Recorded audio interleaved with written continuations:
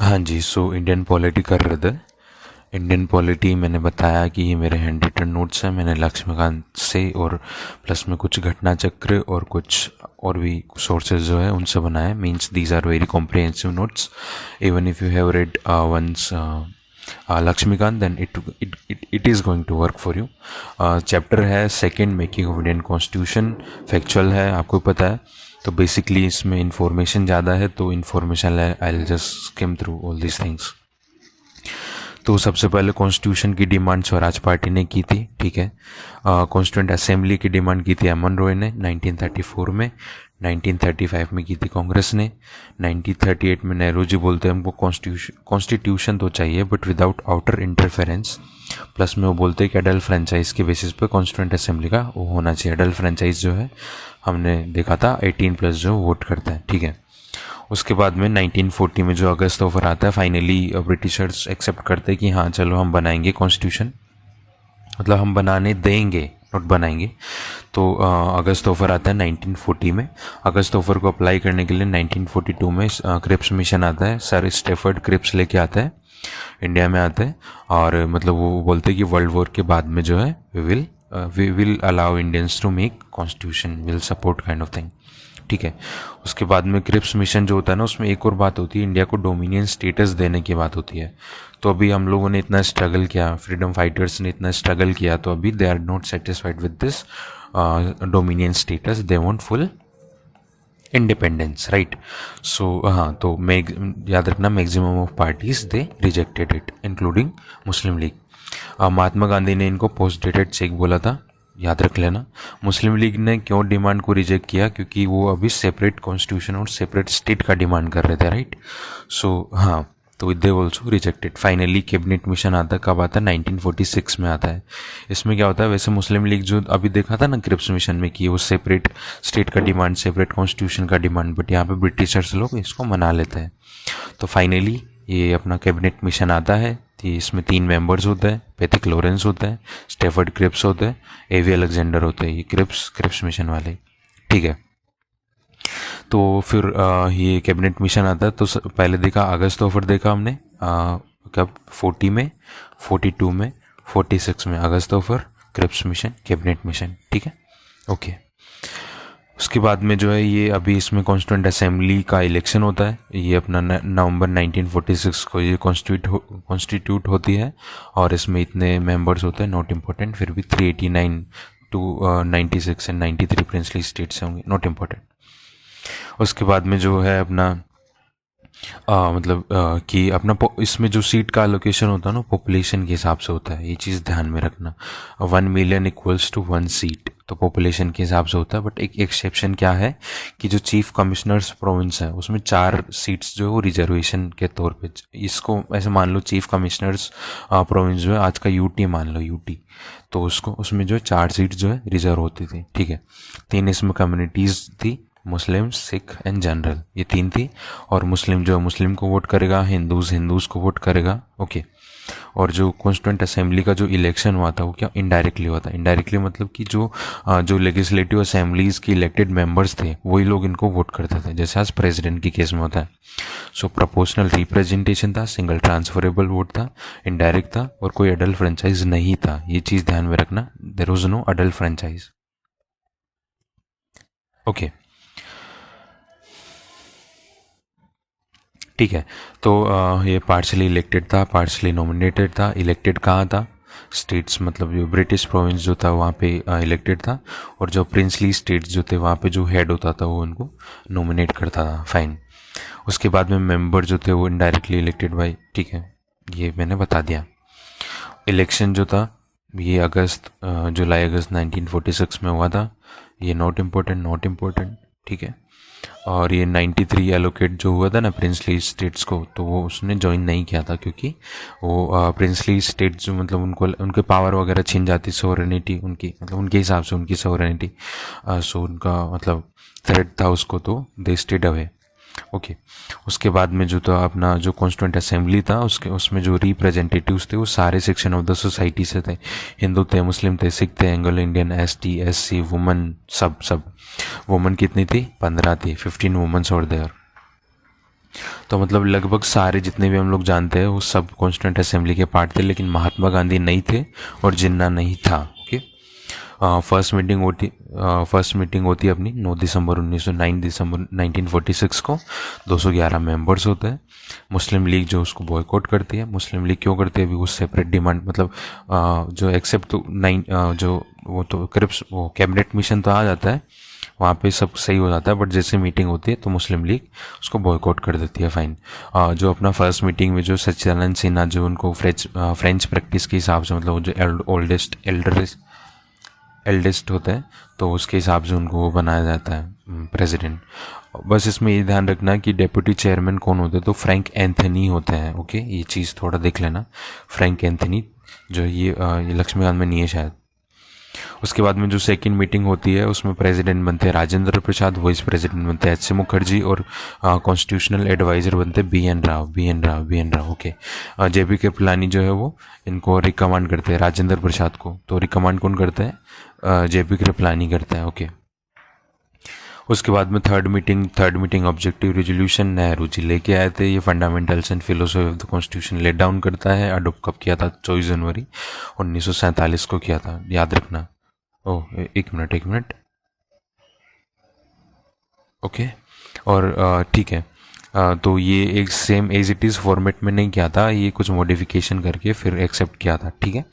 Objective resolution मतलब आज का प्रीएम्बल ऐसा मान के चलो। ऑब्जेक्टिव रेजोल्यूशन में क्या क्या था, तो क्या था, तो ये सब बोल बच्चन बात है, फिर भी बोल देता हूँ। तो इंडिपेंडेंस सोवरेनिटी होनी चाहिए, टेरिटरी स्टेट और फ्यूचर स्टेट के रिगार्डिंग लॉ बना सकते हैं, मतलब ये यूनियन ऑफ इंडिया की बात करते हैं यहाँ पे। पावर जो डिराइव करते हैं, मतलब पावर जो है वो डिराइव होगी पीपल ओनली, मतलब ये अपना PYQ भी है।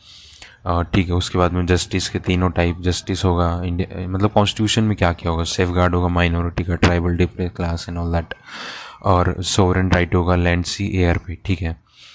उसके बाद में जो है जैसे अपना इंडिपेंडेंस होता है 1947 को, इंडिपेंडेंस के बाद में जो है प्रिंसली स्टेट जो है कुछ मतलब इंडिया में ज्वाइन होने लगते तो कॉन्स्टिट्यूंट असेंबली भी ज्वाइन करते, तो धीरे धीरे वो भी ज्वाइन करने लगते। ध्यान रखना, बाद में ज्वाइन कर लिया था उन्होंने। और जो मुस्लिम लीग के मेंबर थे जो कि इंडिया में थे, मतलब इंडिया को छोड़ के नहीं गए थे, वो भी कॉन्स्टिट्यूंट असेंबली में ज्वाइन हो जाते हैं। पहले देखा था ना हमने, फर्स्ट वाले में बॉयकॉट किया था। उसके बाद में असेंबली जो थी, मतलब वो सोवरेन बॉडी थी, सोवरेन थी एकदम, ब्रिटिशर्स का कोई उस पर इन्फ्लुएंस नहीं था इधर। और जो भी लॉज जो थे वो अपना मतलब ब्रिटिशर्स का लॉज, ब्रिटिशर्स ने जो भी लॉज बनाए थे पहले उसको अल्टर कर सकते थे अभी हम लोग। ठीक है। और यही असेंबली के दो काम थे, एक तो कॉन्स्टिट्यूशन बनाना और एक लॉज बनाना। जब कॉन्स्टिट्यूशन बनाने की बात आई तो प्रेसिडेंट कौन है, राजेंद्र प्रसाद है। और जब लॉज हम लोग बनाएंगे तो जीवी मावलंकर है। ठीक है। तो ये चीज़ आगे भी दी हुई है। कॉन्स्टिट्यूशनल बॉडी तो इसका कौन है, राजेंद्र प्रसाद, और यही बॉडी लॉज बनाएगी इंडिया के लिए, राइट। तो जीवी मावलंकर इसके हेड है, और जीवी मावलंकर आगे जाके इंडिया के फर्स्ट स्पीकर भी बनता है। ठीक है। और जो मुस्लिम लीग है, मतलब कुछ आए कुछ छोड़ के चले गए टाइप्स, नॉट इम्पोर्टेंट। और ये कॉन्स्टिट्यूंट असेंबली थे, उनके और क्या क्या काम थे उनको देखते। तो सबसे पहले तो कॉमनवेल्थ जो इसमें उसकी मेंबरशिप को रेटिफाई किया था, कब किया था, 1949 को किया था। डेट याद रख लेना, क्रोनोलॉजी में पूछ लेगा, 1949 को किया था। ओके। उसके बाद में नेशनल फ्लैग को अडॉप्ट किया था 22 जुलाई ऑफ 1947। नेशनल एंथम ये अपना 24 जनवरी 1950 को। और ये क्या है, नेशनल सॉन्ग जो है ये इस टाइम पे सेम डेट पे। और ये सेम डेट पे प्रेसिडेंट जो है अपना राजेंद्र प्रसाद को प्रेसिडेंट डिक्लेयर किया था। तो ये हो गया 3, ये हो गया अलग। तो फ्लैग को याद रख लेना, फ्लैग जो कब किया था, 22 जुलाई 1947 को किया था। बाकी anthem song Rajendra Prasad declare कब हुए थे, 24 जनवरी 1950। और ये लास्ट मीटिंग थी कांग्रेस की। Okay, 11th one, last session था कांग्रेस का। ठीक है। टाइम कितना लगा, तो 2/11/18 बेसिक पता है सबको। 11 सेशन हुआ था, 114 दिन लगे पूरे बनाने में, 64 लाख रुपीज़ लगे। और जनरल इलेक्शन जो अपना, सॉरी फॉर बैकग्राउंड, अपना जो जनरल इलेक्शन जो था 1951-52 में हुआ था। PYQ आया कब आया, तो मतलब इसका एक तो क्रोनोलॉजी देख लेना, और ये फैक्चुअल डिटेल है, ये थोड़ा सा देख लेना है, और कुछ नहीं है। ओके इसमें कुछ कमिटीज़ थी, मेजर कमिटीज़, माइनर कमिटीज़, तो हमको देखना नहीं है क्या किसका काम है, बस ये देखना है हेड कौन कर रहा है इसको।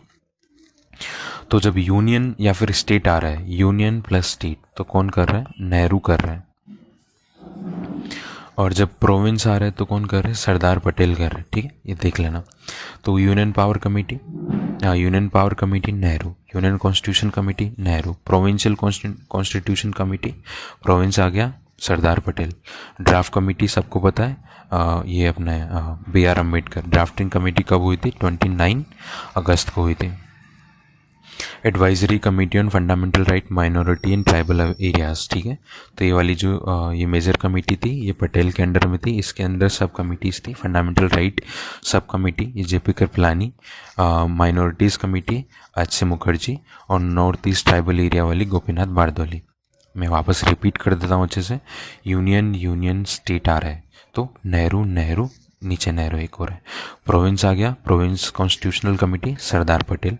Draft committee Ambedkar. ठीक है, और ये वाली जो ये advisory committee fundamental right minorities tribal Patel. Sub committee fundamental right JP Kripalani. Minorities याद करने का मैं बताऊं तो माइनॉरिटीज़ कहाँ थे? वेस्ट बंगाल में थे, बंगाल में थे। बंगाल में मुखर्जी लोग रहते हैं तो मुखर्जी। और north east tribal area committee जो थी नॉर्थ ईस्ट का अपोजिट किधर हो गया? वेस्ट में बारदौली है ना, सो गोपीनाथ बारदौली है। ठीक है, रूल्स एंड प्रोसीजर कमेटी कौन करेगा? तो जो हेड होगा राजेंद्र प्रसाद। स्टेट्स कमेटी जो है, स्टेट्स कमेटी मैंने बताया था यूनियन प्लस स्टेट जो कमेटी है वो नेहरू, तो नेहरू जी। और स्टेयरिंग कमेटी राजेंद्र प्रसाद। तो rule of procedure committee and steering committee दोनों कौन है? राजेंद्र प्रसाद है। डन। एक कमेटी थी लिंग्विस्टिक प्रोविंस वाली कमेटी, SK धर ने की थी। ये कॉन्स्टिट्यूशन जो अपना ये था कॉन्स्टिट्यूंट असेंबली था उसके मेंबर नहीं थे। ओके, ड्राफ्टिंग कमेटी की बात करते तो 7 मेंबर थे। कब हुआ था? तो 29 अगस्त को ये इस्टेब्लिश हुई थी। BR अम्बेडकर है, गोपाल स्वामी अयंगर है, एलादी कृष्ण स्वामी अय्यर है, KM मुंशी है, सैयद मोहम्मद सादुल्ला है, माधवराव है, कृष्णामाचारी है। ये देख लेना, क्वेश्चन आ जाएगा इनमें से कौन कौन नहीं था ऐसा। BR अम्बेडकर थे, इन्होंने इलेक्शन बॉम्बे से लड़ा था, PYQ है। ओके, और उसके बाद में KM मुंशी जो थे इकलौते कांग्रेस के मेंबर थे ये ड्राफ्टिंग कमेटी में। ओके, और ये माधवराव और कृष्णमाचारी उनकी डेथ हो जाती है और उनको रिप्लेस कर देता है 2 लोग। तो देख लेना 2 कौन थे। ओके, सो ये बेसिकली है। एक चीज़ यहाँ पे ध्यान रखना कि VT कृष्णामाचारी जो है वो राजस्थान की प्रिंसली स्टेट जो है ना उनको रिप्रेजेंट करता है।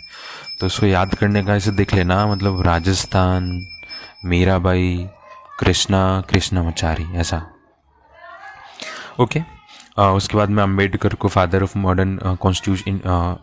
कॉन्स्टिट्यूशन ऑफ इंडिया बोलते हैं, मॉडर्न मनु बोलते हैं, chief architect of constitution of India बोलते हैं, सब बोल बच्चन है।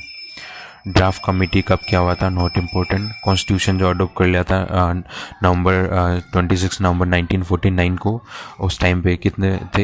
एक प्रियम्बल था, याद रखना, प्रियम्बल उसी टाइम कर दिया था। प्रियम्बल था, 395 आर्टिकल थे, 8 शेड्यूल था।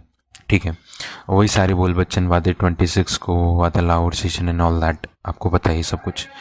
ये चीज़ ज़रूरी नहीं है, बस ये चीज़ देख लेना कि एक तो ये आर्टिकल 5 to 9 सिटीजनशिप से रिगार्डिंग है, और आर्टिकल 324 इलेक्शन से रिगार्डिंग है। तो ये इसी डेट पे लॉन्च हो गया था।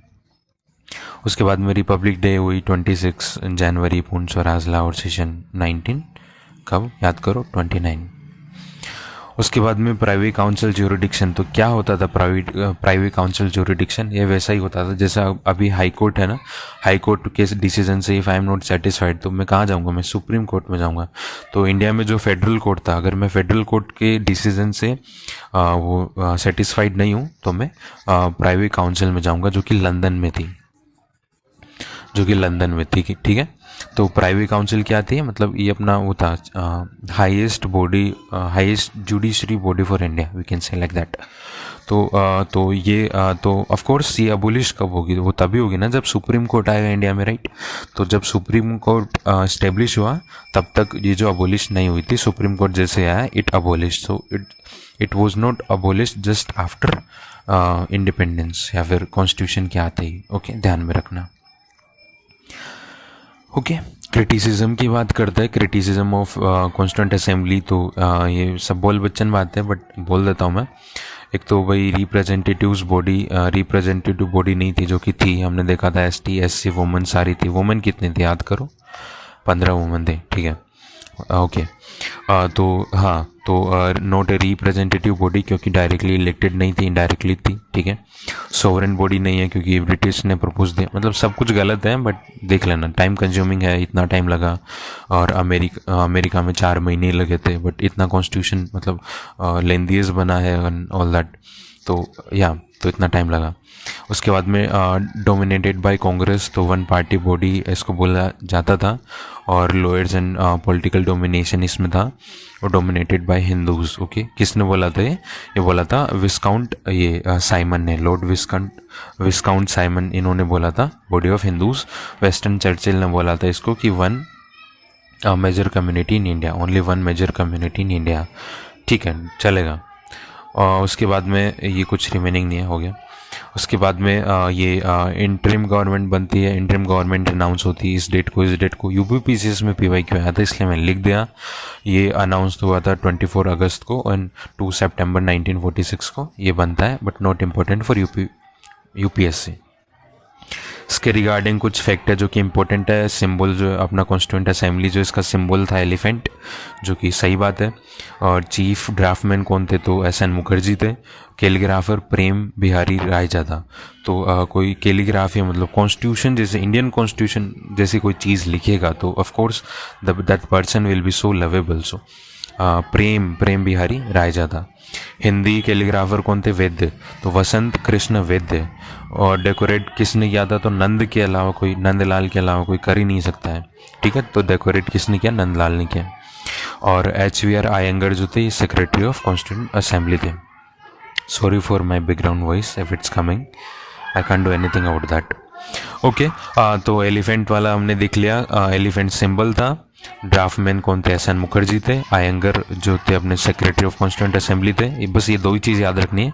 कैलीग्राफर तो याद हो ही जाएगा, प्रेम से, हिंदी वैद्य से, डेकोरेट नंदलाल से, ठीक है। उसके बाद में इंटरिम गवर्नमेंट के बारे में कुछ देख लेते हैं कि इनिशियली जो थे अपना मुस्लिम लीग जो था इंटरिम गवर्नमेंट में जो नहीं होता है, फिर धीरे धीरे हो जाता है। और वो 5 मेंबर जो बाद में ऐड होता है, वो लियाकत पैक्ट एंड और बहुत सारी चीज़ें होती है, हिस्ट्री में आएगा सब। तो हाँ, तो बाद में भी ऐड होते, तो वो केवल अपना डिस्टर्ब करने को, इंडियंस के काम को रोकने के लिए तभी ज्वाइन होते हैं। इनका कोई मोटिव नहीं होता है कुछ साथ में मिलकर काम करने का, ठीक है। सो इंटरिम गवर्नमेंट बनती है, उसका प्रेसिडेंट ऑफ एग्जीक्यूटिव काउंसिल होते हैं। तो कौन होते हैं, वॉइस रॉय होता है, नेहरू जी नहीं होते। President of executive council viceroy, Nehru ji होते हैं vice chairman and PM। Education minister कौन होते हैं, राजगोपालाचारी होते हैं। Food and agriculture Rajendra Prasad होते हैं। लेबर जगजीवन राम है। और defence Baldev Singh. Finance Liaquat Ali. Law Jogendranath Mandal से याद करो लॉ। और कॉमर्स जो है वो चंदेरी करके है। और एक यहाँ पे रह रहा है कि हेल्थ जो है राजकुमारी अमृत कौर ने किया था। तो मैं वापस अगर रिपीट करूँ तो Nehru ji vice chairman of executive council. Education Rajagopalachari. Food agriculture Rajendra Prasad. Labour से जगजीवन राम है ना, labour. Defence Baldev Singh defence. ये फाइनेंस लियाकत अली, पाकिस्तान के पास गया था फाइनेंस, मतलब ऐसा मान लो। लॉज जो था मंडल कमीशन लो, याद है ना उससे रिगार्डिंग, तो बस ऐसे रिलेट कर लो। सो जोगिंद्रनाथ मंडल लॉज। कॉमर्स चंदेरी। और ये जो था हेल्थ जो है राजकुमारी अमृत कौर, ठीक है। वेवल प्लान आगे दिया हुआ है, हिस्ट्री का पार्ट है बट लिखा है मैंने, तो I just say. Cripps mission का अलग से देखिए तो 1942 में आया था, देखा था हमने 1940 में, 40 में आया था अपना अगस्त ओवर, 42 में ये, 46 में क्या आया था, कैबिनेट मिशन आया था। 3 मेंबर थे, राइट। ओके, 3 मेंबर कौन कौन था याद करो। A.V. अलेक्जेंडर था, और पैथिक लॉरेंस था, और स्टेफर्ड क्रिप्स था, ठीक है। ये ठीक है, क्रिप्स मिशन आता है, ये भी डोमिनियन स्टेटस की बात करते हैं, डोमिनियन स्टेटस देंगे।